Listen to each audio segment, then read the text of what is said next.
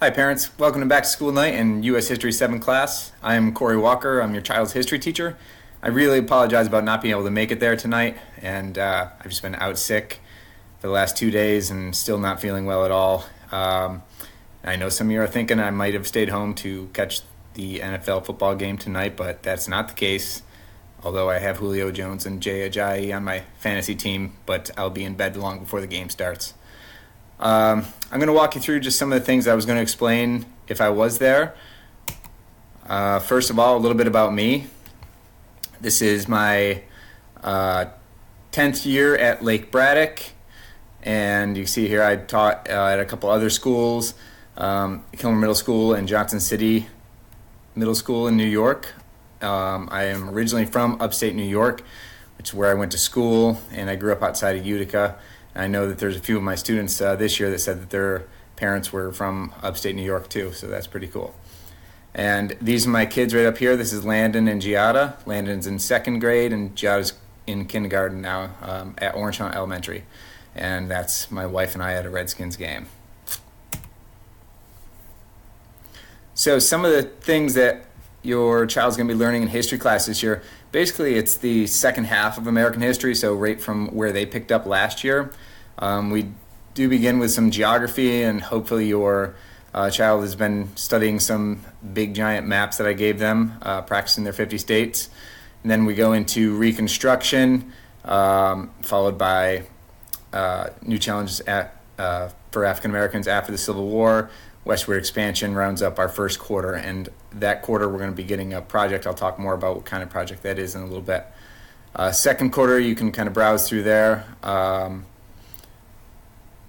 World War I, we're also going to be doing another kind of cool project for that unit as well. Quarter 3, we're going to the 1920s, Great Depression, World War II. That's typically the most popular unit for 7th graders, and the Cold War, which includes all kinds of stuff. That's 40 years of history wrapped up there. And then finally, with the fourth quarter, civil rights and some more modern day type issues. And we do end with a cumulative final exam.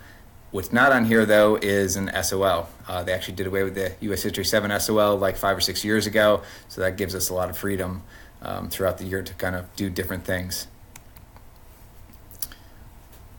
All right. These are some of the things that I believe in that are key skills that I want to teach and that the county believes in and supports as well. Writing and analyzation of primary sources. This is a major focus of 7th grade history and a big push for the county is to get kids to be critical thinkers and analyze a primary document that's given to them. So they will be getting some DBQs throughout the year. A DBQ is a document-based question, where they'll be faced with either a document or multiple documents, and they have to interpret it and write something about it. And we go over them, and they'll fine-tune their skills. I am also a huge believer in project-based learning, and this is a relatively new trend over the last few years for the county.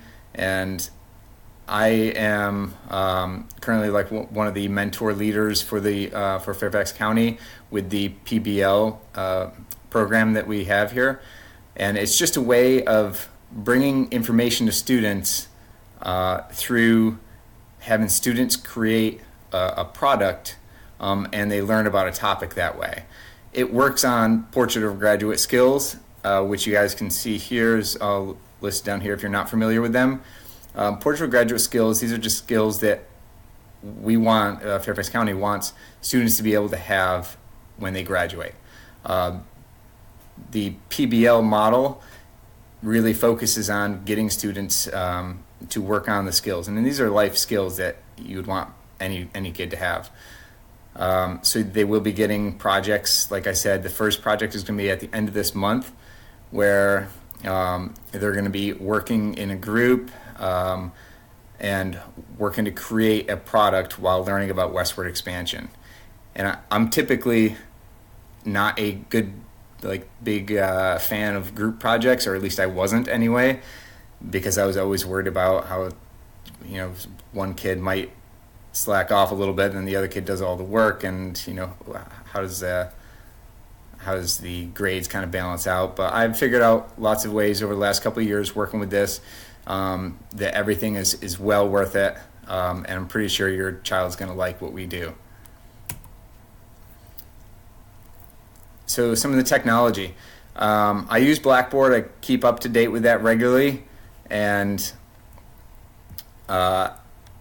it's great to be pulled up and looking at the agenda. I post the agenda on there every Monday, and you can tell what we do for, let me get to that website actually.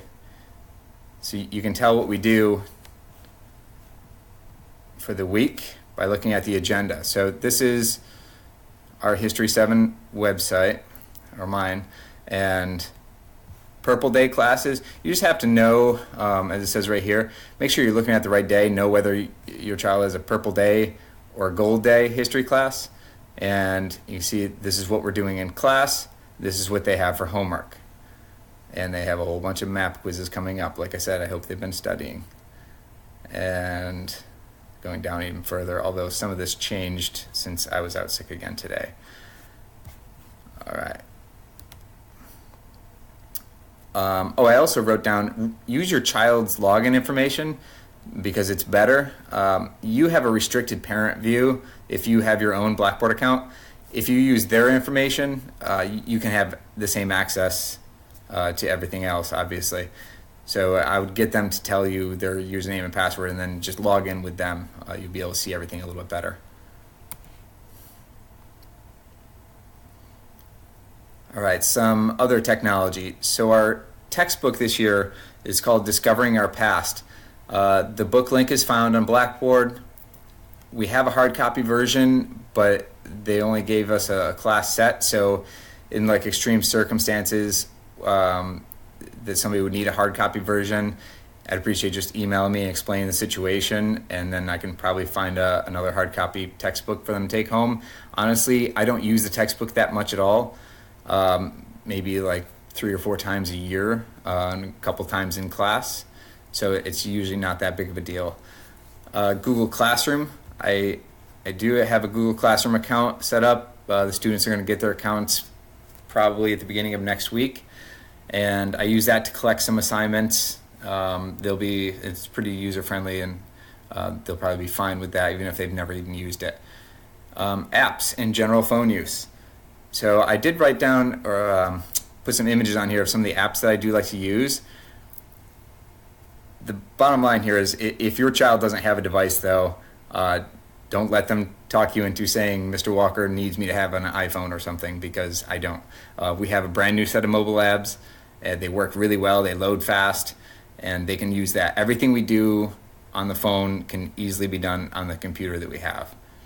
So Google Drive is a good way to stay organized, and they can link to all their different Google apps from there.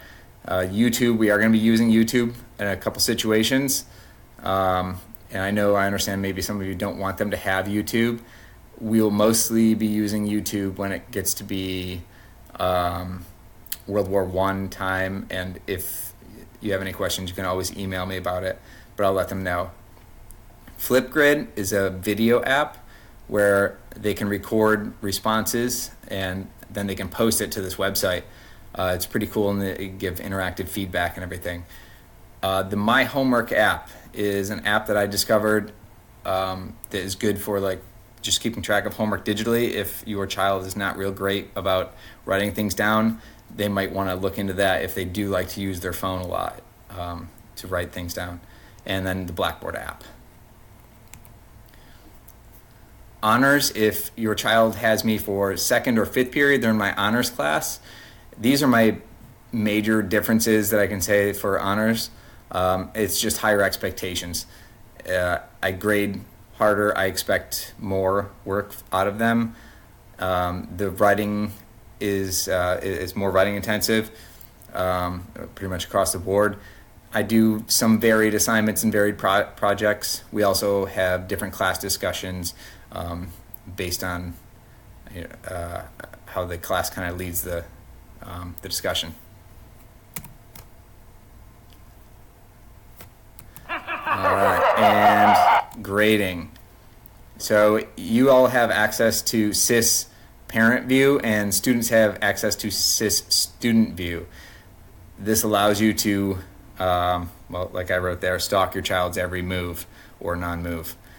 I love this. This is great. You can log in and you can check our grade books. You can keep up with them the minute we enter stuff into the grade book.